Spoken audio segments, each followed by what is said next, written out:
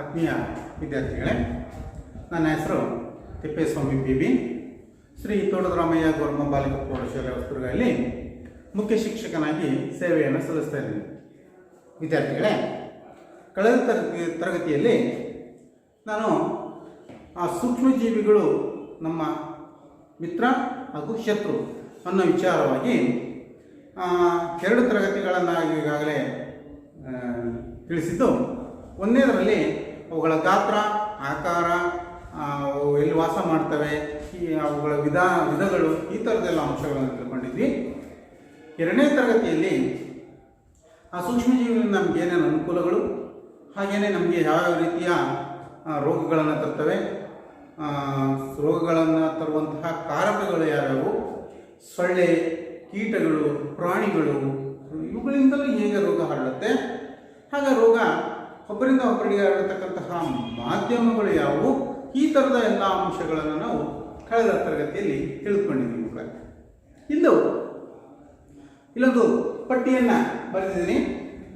ಆ ಪಟ್ಟಿಯನ್ನು ನೀವು ಗಮನಿಸ್ತಾ ಹೋದರೆ ಇಲ್ಲಿ ಅನೇಕ ರೋಗಗಳು, ಆ ರೋಗಕ್ಕೆ ಕಾರಣವಾಗಿರ್ತಕ್ಕಂತಹ ಸೂಕ್ಷ್ಮಜೀವಿಗಳು, ಆ ರೋಗ ಹೇಗೆ ಹರಡುತ್ತೆ, ಆ ರೋಗ ಹರಡದಂತೆ ನಾವು ಏನು ಮುಂಜಾಗ್ರತಾ ಕ್ರಮಗಳನ್ನು ಕೈಗೊಳ್ಳಬೇಕು ಅನ್ನೋ ಅಂಶಗಳನ್ನು ಒಂದೊಂದಾಗಿ ತಿಳ್ಕೊಳ್ತಾ ಹೋಗೋಣ.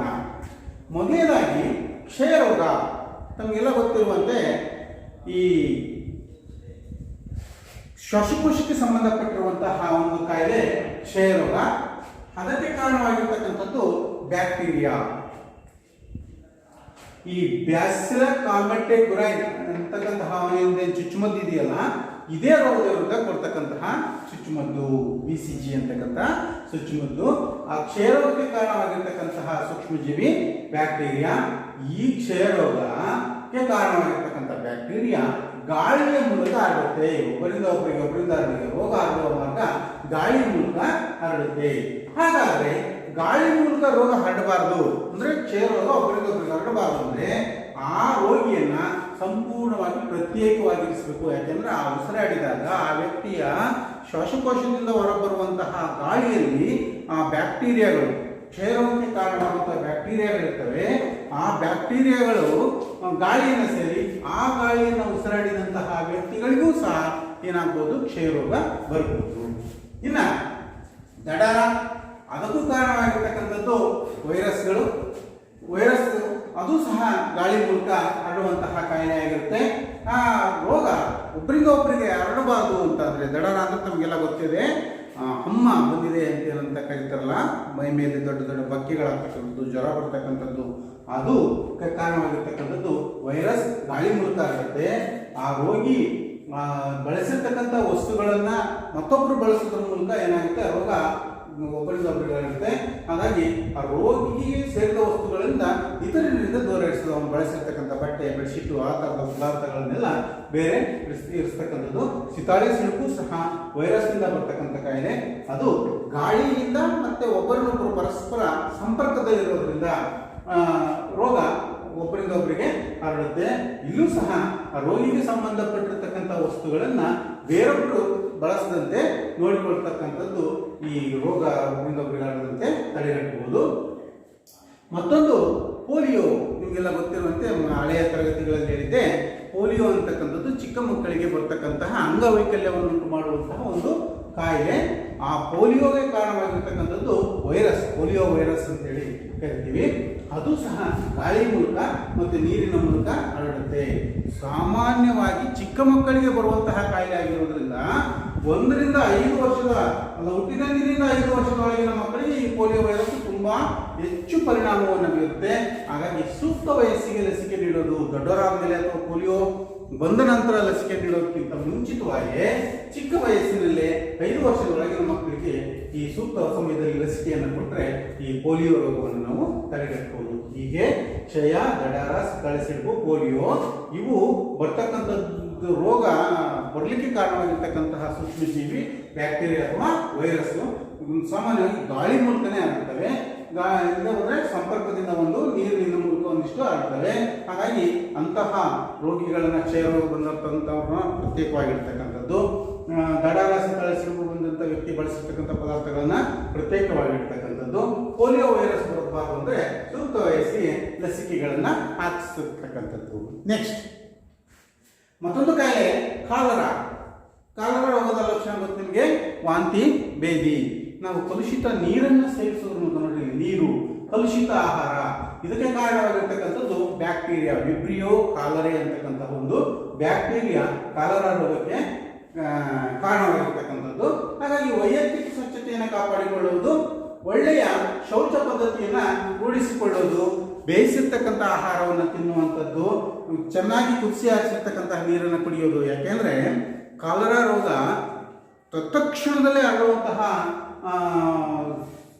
ರೋಗ ಆಗಿರೋದ್ರಿಂದ ಸಂತೆ, ಜಾತ್ರೆ ಇಂಥ ಕಡೆಗಳಲ್ಲಿ ಬಹುಬೇಗನೆ ಹರಡುತ್ತೆ. ಅದಕ್ಕೋಸ್ಕರನೇ ಆ ರೋಗ ಹರಡೋದರ ಮೂಲಕ ನೀರು ಮತ್ತು ಆಹಾರ ಕಲುಷಿತವಾಗಿರ್ತಕ್ಕಂಥ ಆ ರೋಗಾಣುಗಳನ್ನು ಹೊಂದಿರುವಂತಹ ನೀರನ್ನ ಅಥವಾ ಆಹಾರವನ್ನು ಸೇವಿಸಿದರೆ ಸಾಮಾನ್ಯವಾಗಿ ಈ ರೋಗ ಬಹಳಷ್ಟು ವೇಗವಾಗಿ ಹರಡುತ್ತೆ.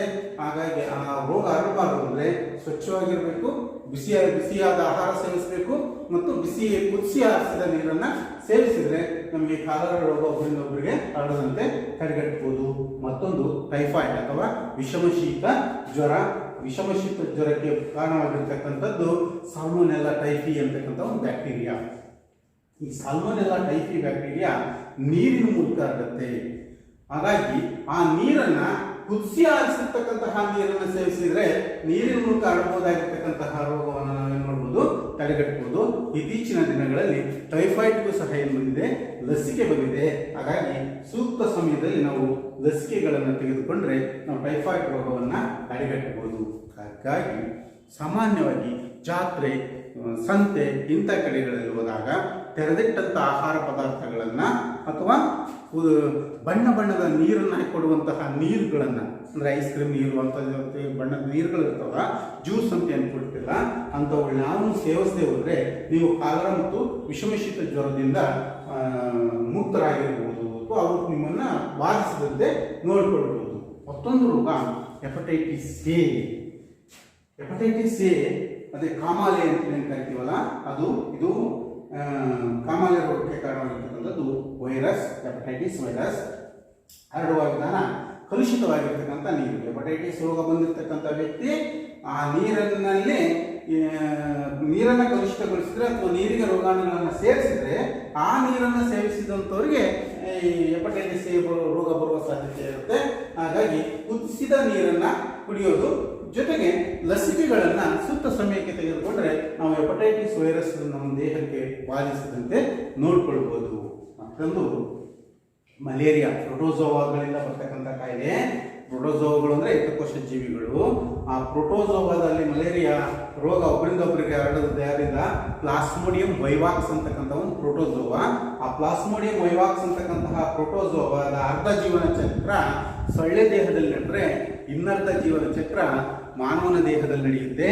ಅದಕ್ಕೋಸ್ಕರ ನಾವು ಸೊಳ್ಳೆಯಿಂದ ಕಚ್ಚಿಸಿಕೊಳ್ಳದಂತೆ ನಮ್ಮನ್ನು ನಾವು ಕಾಪಾಡಿಕೊಂಡ್ರೆ ನಾವು ಮಲೇರಿಯಾ ರೋಗದಿಂದ ರಕ್ಷಣೆ ಪಡಿಬೋದು. ಮಲೇರಿಯಾ ರೋಗದ ಲಕ್ಷಣ ತೀವ್ರವಾಗಿರ್ತಕ್ಕಂಥ ಚಳಿ ಮತ್ತು ಜ್ವರ, ದಿನ ಬಿಟ್ಟು ದಿನ ಸರಿಯಾದ ಸಮಯಕ್ಕೆ ಅನುಗುಣವಾಗಿ ವಿಪರೀತವಾಗಿರ್ತಕ್ಕಂಥ ಚಳಿ ಜ್ವರದ ಲಕ್ಷಣಗಳು ಮಲೇರಿಯಾ ರೋಗದ ಲಕ್ಷಣ. ಮಲೇರಿಯಾ ಬರಬಾರ್ದು ಅಂತಂದ್ರೆ ನಾವೇನು ಮಾಡಬೇಕಪ್ಪ, ನಮ್ಮ ಸುತ್ತಮುತ್ತಲಿನ ಪರಿಸರದಲ್ಲಿ ಸೊಳ್ಳೆ ಇರದಂತೆ ನೋಡಿಕೊಳ್ಬೇಕು ಅಥವಾ ಸೊಳ್ಳೆಯಿಂದ ನಾವು ಕಚ್ಚಿಸಿಕೊಳ್ಳದಂತೆ ನೋಡಿಕೊಳ್ಬೇಕು. ಹಾಗಾಗಿ ಮಲಗುವಾಗ ಸೊಳ್ಳೆ ಪರದೆಯನ್ನು ಬಳಸಬೇಕು.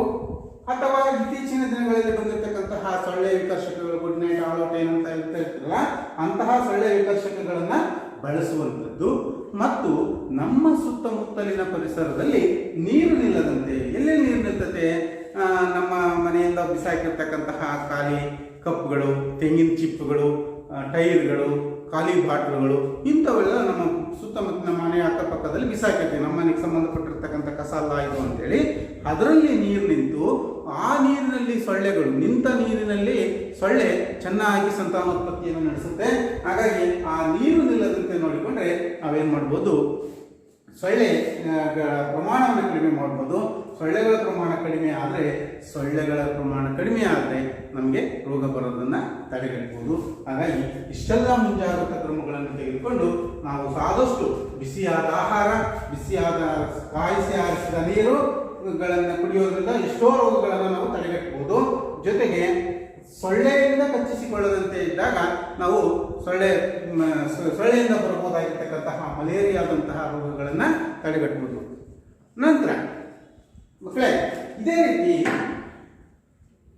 ಇವೆಲ್ಲ ರೋಗಗಳು ಮಾನವರಿಗೆ ಬರುವಂತಹ ಕಾಯಿಲೆಗಳಾದ್ರೆ ಪ್ರಾಣಿಗೆ ಬರುವಂತಹ ಕಾಯಿಲೆಗಳು, ಪ್ರಾಣಿಗಳು ಅಂದ್ರೆ ನಾವು ಸಾಕುವಂತಹ ಪ್ರಾಣಿಗಳು, ದನ ಕರುಗಳು, ಕುರಿ, ಮೇಕೆ ಅಂತಹ ಪ್ರಾಣಿಗಳಿಂದಲ್ಲ, ಆ ಪ್ರಾಣಿಗಳಿಗೂ ಸಹ ಅನೇಕ ಬಗೆಯ ಕಾಯಿಲೆಗಳು ಬರ್ತವೆ.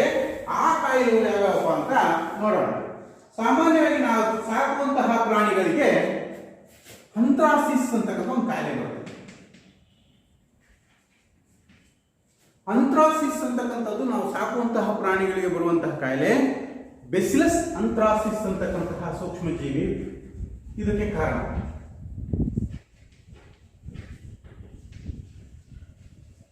ಬೆಸಿಲಸ್ ಅಂತ್ರಾಸಿಸ್ ಅಂತಕ್ಕಂಥದ್ದು ಈ ಕಾಯಿಲೆ ಬರಲಿಕ್ಕೆ ಕಾರಣ. ಈ ಕಾಯಿಲೆಗೆ ಬೆಸಿಲಸ್ ಅಂತ್ರಾಸಿಸ್ಸೇ ಕಾರಣ ಅಂತೇಳಿ ರಾಬರ್ಟ್ ಕೋಚ್ ಅಂತಕ್ಕಂಥ ಕಂಡುಹಿಡಿದ್ರು. ಈ ರಾಬರ್ಟ್ ಕೋಚ್ ಅವರು ದನಕರುಗಳಿಗೆ ಬರುವಂತಹ ಅಂತ್ರಾಸಿಸ್ ಕಾಯಿಲೆಗೆ ಬೆಸಿಲಸ್ ಅಂತ್ರಾಸಿಸ್ ಅಂತಕ್ಕಂತಹ ಬ್ಯಾಕ್ಟೀರಿಯಾ ಕಾರಣ. ಆ ರೋಗದ ಲಕ್ಷಣ ಏನಪ್ಪಾ ಅಂದ್ರೆ ಪ್ರಾಣಿಗಳು ಕಣ್ಣುಗಳು ಕೆಂಪಾಗಿರ್ತವೆ, ಕೆಂಪಾಗಿರ್ತಕ್ಕಂಥ ಕಣ್ಣುಗಳಿಂದ ನೀರು ಸುರಿತಾ ಇರುತ್ತೆ.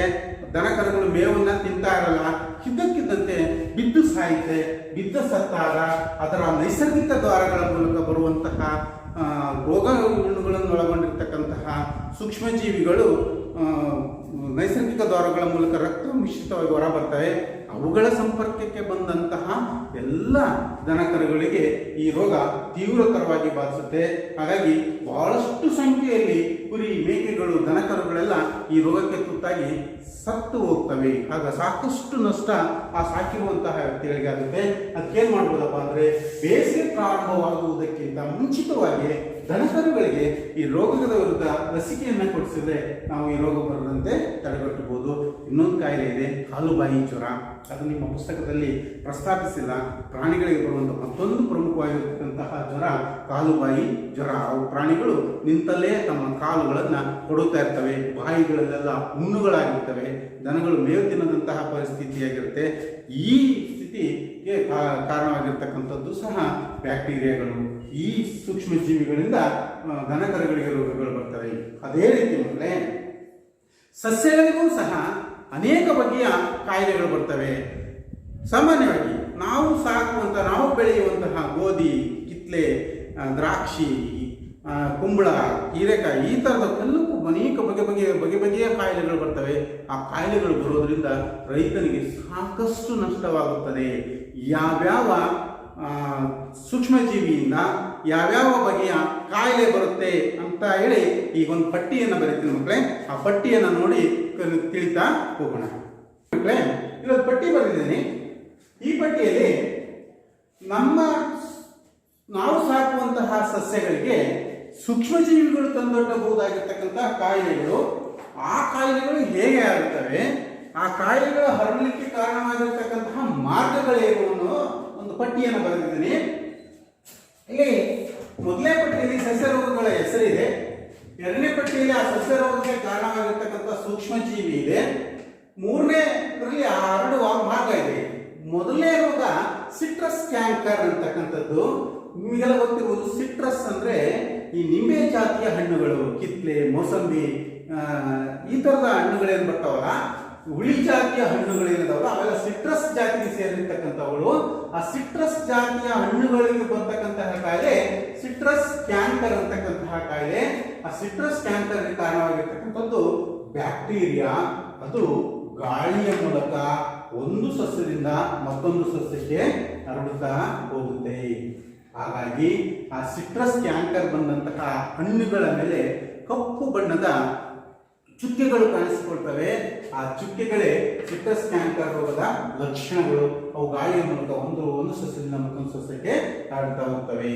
ಇನ್ನೊಂದು ಗೋಧಿಯ ತುಕ್ಕು ರೋಗ.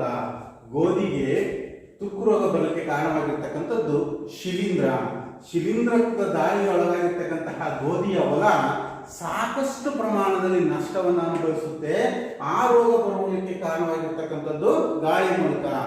ಪಕ್ಕದ ಹೊಲಕ್ಕೆ ಏನಾದರೂ ತುಕ್ಕು ರೋಗ ಬಂದಿದ್ರೆ ಗಾಳಿ ಮೂಲಕ ಅದು ಮತ್ತೊಂದು ಹೊಲಗಳಿಗೂ ಹರಡಬಹುದು, ಅಥವಾ ಬೀಜಗಳ ಮೂಲಕ ಬೀಜದಲ್ಲೇ ರೋಗದ ಲಕ್ಷಣಗಳಿದ್ದರೆ ಆ ಬೀಜದಿಂದ ಹುಟ್ಟಿರ್ತಕ್ಕಂಥ ಸಸ್ಯದಲ್ಲಿಯೂ ಸಹ ರೋಗಾಣುಗಳು ಕಂಡು ಬರ್ತವೆ. ಅದಕ್ಕೋಸ್ಕರ ನಾವು ಮೊದಲನೇ ತರಗತಿಯಲ್ಲಿ ಓದುವಾಗ ವ್ಯವಸಾಯದ ಬಗ್ಗೆ ತಿಳಿಯುವಾಗ ಓದಿಕೊಂಡಿದ್ವಿ, ಬೀಜಗಳ ಆಯ್ಕೆ ಸೂಕ್ತವಾಗಿರಬೇಕು. ಬೀಜಗಳ ಆಯ್ಕೆ ಯಾಕಪ್ಪ ಸೂಕ್ತವಾಗಿರಬೇಕು ಅಂದ್ರೆ, ಬೀಜಗಳೇನಾದರೂ ಜೊಳ್ಳಾಗಿದ್ದರೆ ಅಥವಾ ರೋಗಕಾರಕ ಸೂಕ್ಷ್ಮಜೀವಿಗಳನ್ನು ಹೊಂದಿದ್ದರೆ ಆ ರೋಗಕಾರಕ ಸೂಕ್ಷ್ಮಜೀವಿಗಳು ಮುಂದುವರೆದು ಏನಾಗುತ್ತೆ, ರೋಗಗಳನ್ನು ತರಲಿಕ್ಕೆ ಕಾರಣವಾಗುತ್ತೆ. ಹಾಗೇನೆ ಬೆಂಡೆ ಗಿಡಕ್ಕೆ ಹಳದಿ ನಾಳದ ಮೊಸಾಯಿಕ್ ರೋಗ ಬರುತ್ತೆ. ಅದಕ್ಕೆ ಕಾರಣವಾಗಿರ್ತಕ್ಕಂಥದ್ದು ವೈರಸ್. ಈ ವೈರಸ್ ಅನ್ನ ಕೀಟಗಳು ಒಂದು ಗಿಡದಿಂದ ಮತ್ತೊಂದು ಗಿಡಕ್ಕೆ ವರ್ಗಾವಣೆ ಮಾಡ್ತಾ ಹೋಗ್ತವೆ. ಈ ತರದಲ್ಲಿ ಅನೇಕ ಬಗೆಯ ರೋಗಗಳು ನಾವು ಬೆಳೀತಕ್ಕಂಥ ಎಲ್ಲ ಸಸ್ಯಗಳಿಗೆ, ಈ ಮೆಣಸಿನಕಾಯಿ ಗಿಡಕ್ಕೆ ಮಜ್ಜಿಗೆ ರೋಗ ಅಂತ ಬರುತ್ತೆ. ಹಾಗೇನೆ ಕುಂಬಳ ಗಿಡಕ್ಕೂ ಸಹ ಮಜ್ಜಿಗೆ ರೋಗ ಬರುತ್ತೆ. ಬೆಂಕಿ ರೋಗ, ಭತ್ತದ ಗದ್ದೆಗೆ ಬೆಂಕಿ ರೋಗ ಬರುತ್ತೆ. ಹೀಗೆ ವೈವಿಧ್ಯಮಯವಾಗಿರ್ತಕ್ಕಂತಹ ಕಾಯಿಲೆಗಳು ನಾವು ಬೆಳೆಯುವಂತಹ ಸಸ್ಯಗಳಿಗೂ ಬರುತ್ತೆ. ಅದಕ್ಕೆ ಸಸ್ಯಗಳಿಗೆ ನಾವು ಯಾವ ಬಗೆಯ ಸೂಕ್ಷ್ಮಜೀವಿಯಿಂದ ಬಂದಿದೆ ಅನ್ನೋದನ್ನು ಅರಿತುಕೊಂಡು ನಾವು ಔಷಧೋಪಚಾರ ಮಾಡಬೇಕಾಗುತ್ತೆ. ನೋಡಿ, ಸಿಟ್ರಸ್ ಕ್ಯಾನ್ಸರ್ಗೆ ಕಾರಣವಾಗಿರ್ತಕ್ಕಂಥದ್ದು ಬ್ಯಾಕ್ಟೀರಿಯಾವನ್ನ ಕೊಲ್ಲಬಹುದಾಗಿರ್ತಕ್ಕಂಥ ಔಷಧಿಗಳನ್ನ ಸಿಂಪಡಿಸಿದ್ರೆ ಮಾತ್ರ ಆ ರೋಗ ವಾಸಿಯಾಗುತ್ತೆ. ಇಲ್ಲದೆ ಹೋದ್ರೆ ಶಿಲೀಂಧ್ರನಾಶಕಗಳನ್ನ ಅಥವಾ ಕೀಟನಾಶಕಗಳನ್ನ ಸಿಂಪಡಿಸಿದ್ರೆ ಈ ಕಾಯಿಲೆ ವಾಸಿಯಾಗೋದಿಲ್ಲ. ಯಾರೋ ಒಂದು ಔಷಧಿ ಹೊಡಿಯಂತಪ್ಪ ಅಂತ ಹೇಳಿ ಒಂದು ಔಷಧಿ ಹೊಡೆದ್ರೆ ಆ ಔಷಧಿ ಪರಿಣಾಮ ಬೀರೋದಿಲ್ಲ. ಹಾಗೇನೆ ಗೋಧಿಗೆ ತುಕ್ಕು ರೋಗಕ್ಕೆ ಕಾರಣವಾಗಿರ್ತಕ್ಕಂಥದ್ದು ಶಿಲೀಂಧ್ರ, ಅಲ್ಲಿ ಶಿಲೀಂಧ್ರನಾಶಕಗಳನ್ನ ಸಿಂಪಡಿಸಬೇಕೇ ಹೊರತು ಕೀಟನಾಶಕಗಳನ್ನಾಗಲಿ ಅಥವಾ ಬ್ಯಾಕ್ಟೀರಿಯಾ ನಾಶಕಗಳನ್ನಾಗಿ ಸಿಂಪಡಿಸಿದ್ರೆ ಶಿಲೀಂಧ್ರ ನಿಯಂತ್ರಣಕ್ಕೆ ಬರೋದಿಲ್ಲ.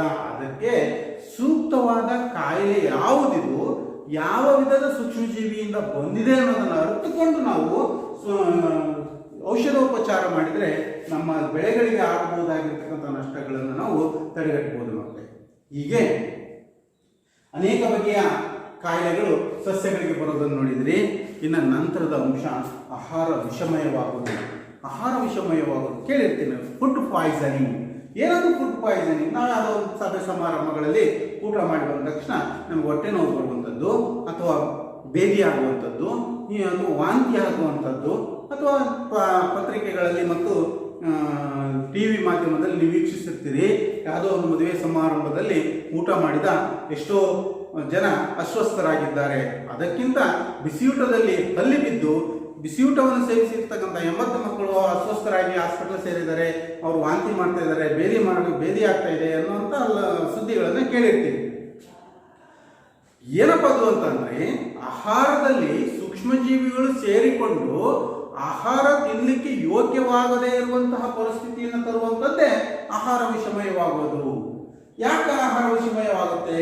ಆಹಾರ ವಿಷಮವಾಗಲಿಕ್ಕೆ ಕಾರಣ ಏನು? ಸಾಮಾನ್ಯವಾಗಿ ಆಹಾರದಲ್ಲಿ, ಈಗ ಆಹಾರವನ್ನು ಬೇಯಿಸುವ ಸಂದರ್ಭದಲ್ಲಿ ಅಥವಾ ಬೇಯಿಸುವಂತ ವ್ಯಕ್ತಿಗೆ ಅಥವಾ ಬಡಿಸುವಂತ ವ್ಯಕ್ತಿಗೆ ಏನಾದರೂ ಮಾರಕವಾಗಿರ್ತಕ್ಕಂತಹ ತೀವ್ರತರವಾದ ಕಾಯಿಲೆಗಳಿಂದ ಆ ವ್ಯಕ್ತಿ ನರಳ್ತಾ ಇದ್ರೆ, ಆ ವ್ಯಕ್ತಿಯಿಂದ ಸೂಕ್ಷ್ಮಜೀವಿಗಳು ಆಹಾರವನ್ನು ಸೇರಿದ್ರೆ, ಅಥವಾ ಕೆಟ್ಟು ಹೋದ ಆಹಾರ ಅಂದ್ರೆ ಅಳಿಸಿರ್ತಕ್ಕಂಥದ್ದು, ಅಥವಾ ತುಂಬಾ ಕಳಪೆ ಗುಣಮಟ್ಟದ ಧಾನ್ಯಗಳನ್ನು ಅಥವಾ ತರಕಾರಿಗಳನ್ನು ಆಹಾರಕ್ಕೆ ಬಳಸಿದ್ರೆ, ಅಥವಾ ತಯಾರಿಸಿ ತುಂಬಾ ಹೊತ್ತು, ಬಹಳಷ್ಟು ಹೊತ್ತಿನ ನಂತರ ಆಹಾರವನ್ನು ಬಳಸ್ತಾ ಇದ್ರೆ, ಆ ಆಹಾರಕ್ಕೆ ಸೂಕ್ಷ್ಮಜೀವಿಗಳು ಏನಾಗಿರ್ತವೆ, ತುಂಬ ಪ್ರಮಾಣದಲ್ಲಿ ಸೇರಿಕೊಂಡಿರ್ತವೆ.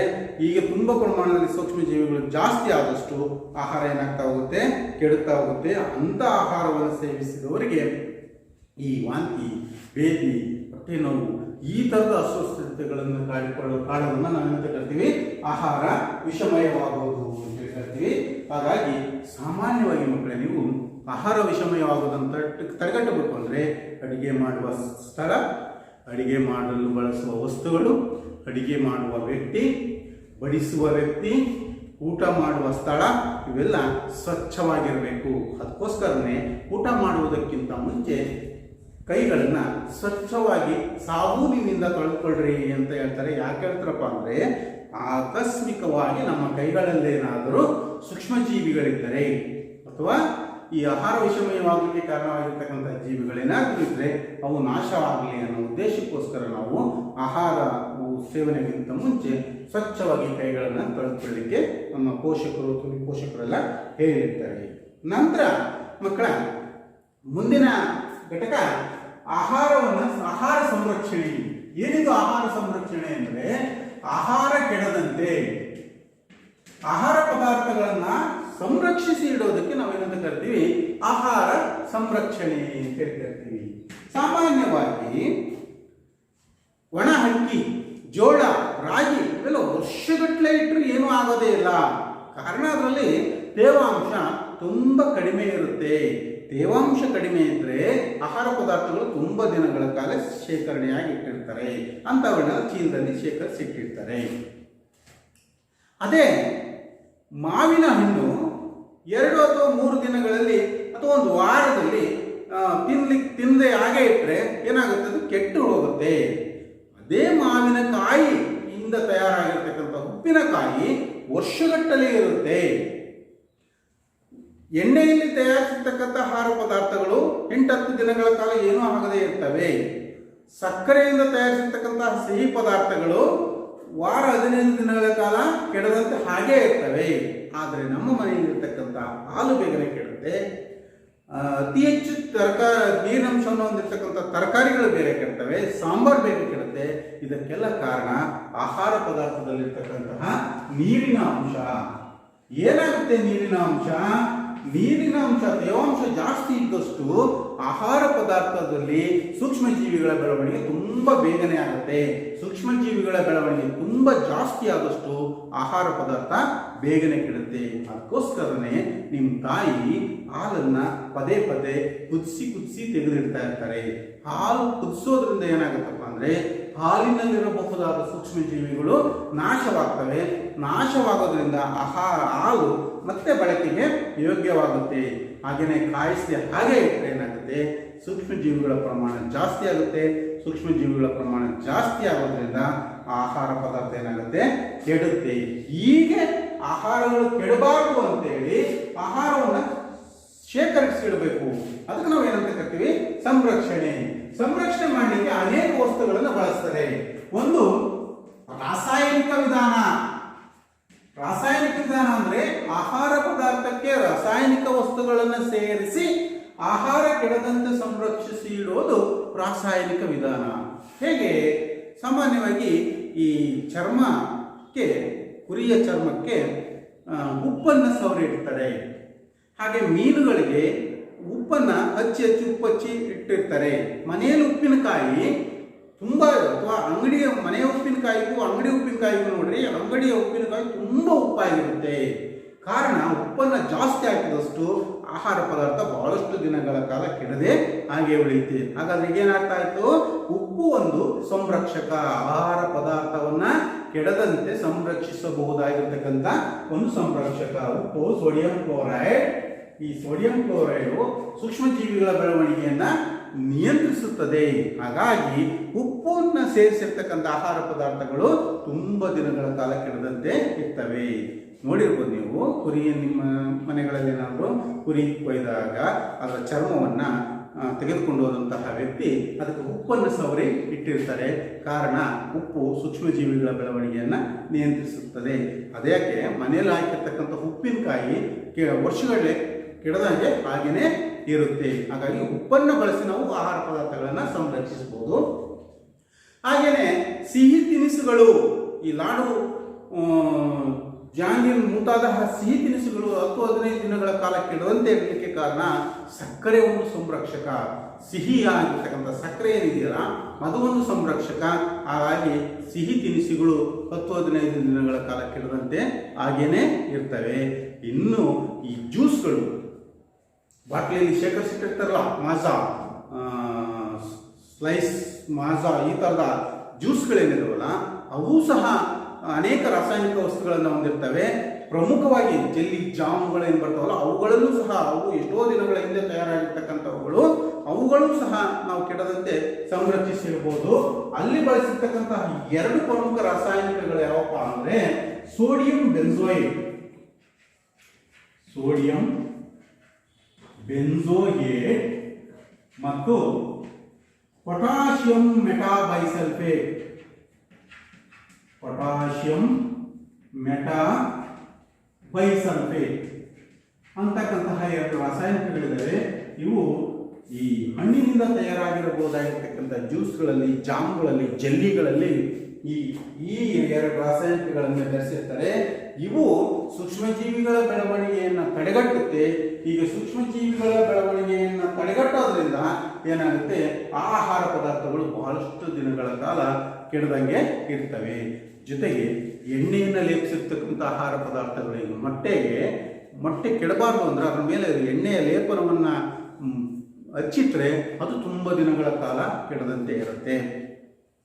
ಸೇಬೆಹಣ್ಣು ಕೆಡಬಾರ್ದು ಅಂದರೆ ಸೇಬೆಹಣ್ಣಿಗೆ ತೆಳ್ಳನೆಯ ಪದರದ ಮೇಣದ ಪದರವನ್ನು ಅದ್ದಿಟ್ರೆ ಆ ಸೇಬೆಹಣ್ಣು ಬಹಳಷ್ಟು ದಿನಗಳ ಕಾಲ ಕೆಡದಂಗೆ ಇರ್ತದೆ.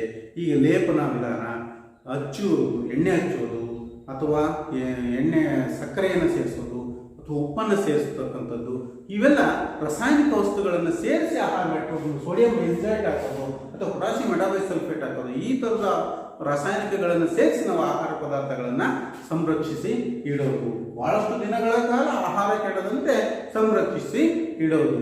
ಇನ್ನು ಒಣ ಹಣ್ಣುಗಳು, ಈ ದ್ರಾಕ್ಷಿ, ಗೋಡಂಬಿ ಅಂತಹ ಒಣ ಹಣ್ಣುಗಳೇನಿರುವಲ್ಲ, ಆ ಒಣ ಹಣ್ಣುಗಳನ್ನು ಗಾಳಿ ಹಾಡದೇ ಇರತಕ್ಕಂತಹ ವ್ಯಾಕ್ಯೂಮ್ ಫ್ರೀ ಇರ್ತಕ್ಕಂಥ, ವ್ಯಾಕ್ಯೂಮ್ ತುಂಬಿರ್ತಕ್ಕಂತಹ ಪಾಕೆಟ್ಗಳಲ್ಲಿ ಶೇಖರಿಸಿಟ್ಟಿರ್ತಾರೆ. ಕಾರಣ ಆಮ್ಲಜನಕ ಇದ್ದಾಗ ಮಾತ್ರ ಸೂಕ್ಷ್ಮಜೀವಿಗಳು ಹೆಚ್ಚಾಗಿ ಉಸಿರಾಟ ಕ್ರಿಯೆಯನ್ನು ನಡೆಸಿ ಆಹಾರ ಪದಾರ್ಥಗಳನ್ನು ಕೆಡಲಿಕ್ಕೆ ಕಾರಣ ಆಗುತ್ತೆ. ಹಾಗಾಗಿ ಗಾಳಿ ಆಡದೇ ಇರುವಂತಹ ಪ್ಲಾಸ್ಟಿಕ್ ಚೀಲಗಳಲ್ಲಿ ಅಥವಾ ಪ್ಯಾಕೆಟ್ಗಳಲ್ಲಿ ಚೆನ್ನಾಗಿ ಪ್ಯಾಕ್ ಮಾಡಿರ್ತಕ್ಕಂಥ ಆಹಾರ ಪದಾರ್ಥಗಳು ತುಂಬ ದಿನಗಳ ಕಾಲ ಕೆಡದೇನೆ ಹಾಗೆ ಇರುತ್ತೆ. ಇನ್ನು ಹಾಲನ್ನು ಸಂರಕ್ಷಣೆ ಮಾಡ್ತಕ್ಕಂಥ ವಿಧಾನ ಪಾಶ್ಚರೀಕರಣ. ಲೂಯಿ ಪಾಶ್ಚರ್ ಅವರು ಕಂಡುಹಿಡಿದ್ರಿಂದ ಇದಕ್ಕೆ ಪಾಶ್ಚರೀಕರಣ ಅಂತ ಹೇಳ್ತಾ ಇದ್ದಾರೆ. ಏನ್ ಮಾಡ್ತಾರಪ್ಪ ಅಂದ್ರೆ, ಹಾಲನ್ನ 70 ಡಿಗ್ರಿ ಸೆಂಟಿಗ್ರೇಡ್ ಉಷ್ಣತೆಯಲ್ಲಿ ಒಂದು 15ರಿಂದ 20 ನಿಮಿಷಗಳ ಕಾಲ ಕುದಿಸ್ತಾರೆ. 70 ಡಿಗ್ರಿ ಸೆಂಟಿಗ್ರೇಡ್ ಉಷ್ಣತೆಯಲ್ಲಿ 15-20 ನಿಮಿಷಗಳ ಕಾಲ ಹಾಲನ್ನು ಚೆನ್ನಾಗಿ ಕುದಿಸಿ ತತ್ಕ್ಷಣದಲ್ಲೇ ತಂಪು ಮಾಡ್ತಾರೆ. ಆಗ ಹಾಲಿನಲ್ಲಿರಬಹುದಾಗಿರ್ತಕ್ಕಂಥ ಸೂಕ್ಷ್ಮ ಜೀವಿಗಳೆಲ್ಲ ನಾಶವಾಗಿರುತ್ತೆ. ಅದನ್ನು ಪಾಕೆಟ್ ಮಾಡಿ ಮನೆಗಳಿಗೆ ಏನು ಕಳಿಸ್ತಾರಲ್ಲ, ಆ ಪಾಕೆಟ್ ಮೇಲೆ ಏನಿರ್ತದೆ, ಪಾಶ್ಚರೈಸ್ಡ್ ಮಿಲ್ಕ್ ಅಂತ ಇರ್ತದೆ. ಪಾಶ್ಚರೀಕರಿಸಿದ ಹಾಲು ಅಂದರೆ ಲೂಯಿ ಪಾಶ್ಚರ್ ಅವರು ಕಂಡುಹಿಡಿದಂತಹ ಪಾಶ್ಚರೀಕರಣ ವಿಧಾನ. ಅಂದರೆ ಹಾಲನ್ನು 70 ಡಿಗ್ರಿ ಸೆಂಟಿಗ್ರೇಡ್ ಉಷ್ಣತೆಯಲ್ಲಿ 15ರಿಂದ 20 ನಿಮಿಷಗಳ ಕಾಲ ಕುದಿಸಿ ತಕ್ಷಣದಲ್ಲೇ ತಂಪು ಮಾಡಿ ಆ ವಿಧಾನದಿಂದ ಸಂಗ್ರಹಿಸಿರ್ತಕ್ಕಂಥ ಹಾಲು ಸಹ ಏನಾಗಿರುತ್ತೆ, ತುಂಬ 2-3 ದಿನಗಳ ಕಾಲ ಕೆಡದಂತೆ ಹಾಗೇನೆ ಇರುತ್ತೆ. ಅಂತ ಹಾಲು ಪ್ಯಾಕೆಟ್ನಿಂದ ನೇರವಾಗಿ ಕುಡಿಯಲಿಕ್ಕೆ ಯೋಗ್ಯವಾಗಿರ್ತಕ್ಕಂಥ ಹಾಲಾಗಿರುತ್ತೆ. ಕಾರಣ ಅದರಲ್ಲಿ ಯಾವುದೇ ಸೂಕ್ಷ್ಮಜೀವಿಗಳು ಇರೋದಿಲ್ಲ. ಈ ರೀತಿಯೂ ಸಹ ನಾವು ಆ ಆಹಾರ ಪದಾರ್ಥಗಳನ್ನು ಸಂರಕ್ಷಿಸಬಹುದು. ನಂತರ ಪಟ್ಟಣ ಕಟ್ಟೋದು, ಈ ಥರದ್ದೆಲ್ಲ ಮಾಡೋದ್ರಿಂದಲೂ ಸಹ ನಾವು ಆಹಾರಗಳನ್ನು ಸಂರಕ್ಷಿಸಬಹುದು. ಹೀಗೆ ಆಹಾರವನ್ನು ಸಂರಕ್ಷಿಸುವುದು. ಮತ್ತೊಂದು ಸೂಕ್ಷ್ಮಜೀವಿಗಳಿಂದ ಆಗಬಹುದಾಗಿರ್ತಕ್ಕಂತಹ ಅನುಕೂಲ ಅಂದರೆ ಸಾರ್ವಜನಿಕ ಸ್ಥಿರೀಕರಣ. ಏನದು ಸಾರ್ವಜನಿಕ ಸ್ಥಿರೀಕರಣ ಅಂದರೆ, ವಾತಾವರಣದಲ್ಲಿ 78% ಸಾರ್ವಜನಿಕ ಇದೆ, ಸಾಕಷ್ಟು ಸಾರ್ವಜನಿಕ ಇದೆ. ಈ ವಾತಾವರಣದಲ್ಲಿರ್ತಕ್ಕಂಥ ಸಾರಜನಕ ನಮ್ಮ ಸಸ್ಯಗಳಿಗೆ ಬೇಕಾಗಿರುವಂಥ ಒಂದು ಅತ್ಯವಶ್ಯಕವಾಗಿರ್ತಕ್ಕಂಥ ಪೋಷಕಾಂಶ. ಆದರೆ ಸಸ್ಯಗಳು ನೇರವಾಗಿ ಹೀರಿಕೊಳ್ಳಲಿಕ್ಕೆ ಸಾಧ್ಯವಾಗುವುದಿಲ್ಲ. ಕಾರಣ ವಾತಾವರಣದಲ್ಲಿ ಅನುರೂಪದ ಸಾರಜನಕ ಇದೆ. ಈ ಅನುರೂಪದ ಸಾರಜನಕ ಗುಡುಗು ಮಿಂಚಿನಂತಹ ಘಟನೆಗಳು ಜರುಗಿದಾಗ ಅನುರೂಪದ ಸಾರಜನಕ ವಿಭಜನೆಯನ್ನು ಹೊಂದುತ್ತೆ. ಹೀಗೆ ವಿಭಜನೆಯನ್ನು ಹೊಂದೋದ್ರಿಂದ ಏನಾಗುತ್ತೆ, ಆ ಅನುರೂಪದ ಸಾರಜನಕ ಜೈವಿಕ ನೈಟ್ರೋಜನ್ ಸ್ಥಿರೀಕರಣಕ್ಕೆ ಒಳಗಾಗಿ ಮಣ್ಣನ್ನು ಸೇರುತ್ತೆ. ಹಾಗಾಗಿ ಮಳೆ ಬಂದ ತಕ್ಷಣವೇ, ಗುಡುಗು ಮಿಂಚಿನಿಂದ ಕೂಡಿರ್ತಕ್ಕಂಥ ಮಳೆ ಬಂದ ತಕ್ಷಣವೇ ಹೊಲದಲ್ಲಿರ್ತಕ್ಕಂಥ ಫಸಲಿಗೆ ಒಂದು ನಿರ್ದಿಷ್ಟವಾಗಿರ್ತಕ್ಕಂಥ ಕಳೆ ಬರುತ್ತೆ. ಕಳೆ ಅಂದರೆ ಅವು ಹೆಚ್ಚು ಸೊಗಸಾಗಿ ಬೆಳೀಲಿಕ್ಕೆ ಕಾರಣವಾಗ್ತವೆ. ಕಾರಣ ಗುಡುಗು ಮಿಂಚಿನಂತಹ ಘಟನೆಗಳು ಏನಾಗುತ್ತೆ, ಆ ವಾತಾವರಣದಲ್ಲಿರ್ತಕ್ಕಂಥ ಸಾರಜನಕವನ್ನು ಮಣ್ಣಿಗೆ ಸೇರಿಸ್ತವೆ. ಹೀಗೆ ಮಣ್ಣಿಗೆ ಸೇರಿಸಿ ಅಲ್ಲಿ ಸಾರಜನಕವನ್ನು ಸ್ಥಿರೀಕರಿಸ್ತವೆ. ಜೊತೆಗೆ ಕೆಲವು ಸಸ್ಯಗಳಿದ್ದಾವೆ, ಲೆಗ್ಯುಮಿನೇಸಿ ವಂಶಕ್ಕೆ ಸೇರಿರ್ತಕ್ಕಂತಹ ಸಸ್ಯಗಳು. ಏನೋ ಒಂದೊಂದು ಬೀಜಕ್ಕೆ ಒಂದೊಂದು ಹಾನಿ ಮಾಡಿಕೊಂಡಿರ್ತಾವಲ್ಲ ಅವೆಲ್ಲ ಲೆಗ್ಯುಮಿನೇಸಿ ಅಂಶಕ್ಕೆ ಸೇರಿರ್ತಕ್ಕಂತಹ ಸಸ್ಯಗಳು. ಹೆಸರು, ಉದ್ದು, ಅಲಸಂದೆ, ಬಟಾಣಿ ಇವೆಲ್ಲ ಲೆಗ್ಯುಮಿನೇಸಿ ಅಂಶಕ್ಕೆ ಸೇರಿರ್ತಕ್ಕಂಥ ಸಸ್ಯಗಳು. ಆ ಸಸ್ಯಗಳ ಬೇರುಗಳಲ್ಲಿ ರೈಸೋಬಿಯಂ ಅಂತಕ್ಕಂಥ ಒಂದು ಬ್ಯಾಕ್ಟೀರಿಯಾ ಇರ್ತದೆ. ಆ ರೈಸೋಬಿಯಂ ಅಂತಕ್ಕಂತಹ ಬ್ಯಾಕ್ಟೀರಿಯಾ ಏನ್ ಮಾಡ್ತದೆ, ವಾತಾವರಣದಲ್ಲಿರ್ತಕ್ಕಂಥ ಅನುರೂಪದ ಸಾರಜನಕವನ್ನ ಹೀರಿಕೊಂಡು ಸಸ್ಯದ ಬೇರುಗಳಲ್ಲಿ ಸಂಗ್ರಹಿಸಿಡುತ್ತೆ. ಈಗ ಸಂಗ್ರಹಿಸಿಟ್ಟಿರುವಂತಹದಕ್ಕೆ ವಾತಾವರಣದಲ್ಲಿರ್ತಕ್ಕಂಥ ಸಾರಜನಕವನ್ನ ಶೇಖರಿಸಿ ಇಡೋದಕ್ಕೆ ನಾವೇನಂತ ಕರಿತೀವಿ, ಸಾರಜನಕ ಸ್ಥಿರೀಕರಣ ಅಂತ ಕರಿತೀವಿ. ಇಂತಹ ಸಾರಜನಕ ಸ್ಥಿರೀಕರಣದಲ್ಲೂ ಸಹ ಸೂಕ್ಷ್ಮಜೀವಿಗಳು ಬಳಕೆಯಾಗ್ತವೆ. ಈ ಸಾರಜನಕ ವಾತಾವರಣದಲ್ಲಿ ಎಷ್ಟಿದೆಯೋ ಅಷ್ಟೇ ಇರುತ್ತೆ. ಹೆಂಗೆ ಅಷ್ಟೇ ಇರುತ್ತೆ, ಎಲ್ಲ ಬಳಸ್ಕೊಂತೀವಲ್ಲ, ಬಳಸ್ಕೊಂಡ್ರೂ ಸಹ ಮತ್ತೆ ಪುನಃ ಪುನಃ ಸಾರಜನಕ ಚಕ್ರೀಯವಾಗಿ ಚಲಿಸುತ್ತದೆ. ಜೈವಿಕ ಘಟಕದಿಂದ ಅಜೈವಿಕ ಘಟಕಕ್ಕೆ, ಅಜೈವಿಕ ಘಟಕದಿಂದ ಜೈವಿಕ ಘಟಕಕ್ಕೆ ಸಾರಜನಕ ಚಕ್ರೀಯವಾಗಿ ಚಲಿಸ್ತಾ ಹೋಗುತ್ತೆ. ಈಗ ಚಲಿಸ್ತಾ ಹೋಗೋದ್ರಿಂದ ಏನೇ ಸಾರಜನಕದ ಅಂಶಗಳನ್ನು ವಾತಾವರಣದಿಂದ ತೆಗೆದುಕೊಂಡ್ರು ಮತ್ತೆ ಪುನಃ ವಾತಾವರಣಕ್ಕೆ ಸಾರಜನಕ ವಾಪಸ್ ಮರಳುತ್ತೆ. ಹೇಗೆ ಮರಳುತ್ತೆ ಅನ್ನೋದನ್ನ ಈ ಚಕ್ರದ ಮೂಲಕ ನೋಡೋಣ. ಹೇಗೆ ಮರಳುತ್ತೆ, ಇಲ್ಲೊಂದು ಚಕ್ರ ಬರೆಯುತ್ತೆ ಮಕ್ಕಳೇ. ಆ ಚಕ್ರದಲ್ಲಿ ಸಾರಜನಕ ಹೇಗೆ ಮರಳುತ್ತೆ ಅಂತೇಳಿ ನೋಡೋಣ. ಸಾರಜನಕ ಚಕ್ರ ವಾತಾವರಣದಲ್ಲಿ ಚಕ್ರೀಯವಾಗಿ ಹೇಗೆ ಚಲಿಸುತ್ತೆ ನೋಡಿ. ವಾತಾವರಣದಲ್ಲಿ ಅಣುರೂಪದ ಸಾರಜನಕ ಇದೆ. ಈ ಅಣುರೂಪದ ಸಾರಜನಕವನ್ನ ಮಿಂಚು, ಗುಡುಗು, ಸಿಡಿಲಿನಂತಹ ಘಟನೆಗಳು ಏನಾಗುತ್ತೆ, ಅದನ್ನ ನೈಟ್ರೋಜನ್ ಆಕ್ಸೈಡ್ಗಳಾಗಿ ಪರಿವರ್ತಿಸುತ್ತೆ.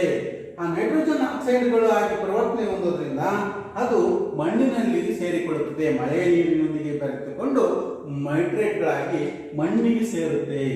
ಈಗ ಆ ಪ್ರಕ್ರಿಯೆಗೆ ನಾವು ಕರಿತೀವಿ ನೈಟ್ರೀಕರಣ ಅಂತೇಳಿ ಕರಿತೀವಿ. ವಾತಾವರಣದಲ್ಲಿರ್ತಕ್ಕಂಥ ಅಣುರೂಪದ ಸಾರಜನಕ ಗುಡುಗು, ಮಿಂಚು, ಸಿಡಿಲಿನಂತಹ ಘಟನೆಗಳಿಂದ ಸಸ್ಯಗಳು ಬಳಸಿಕೊಳ್ಳಲಿಕ್ಕೆ ಯೋಗ್ಯವಾಗುವಂತಹ ನೈಟ್ರೇಟ್ಗಳಾಗಿ ಪರಿವರ್ತನೆ ಹೊಂದುವಂತಹ ಪ್ರಕ್ರಿಯೆ ನೈಟ್ರೀಕರಣ.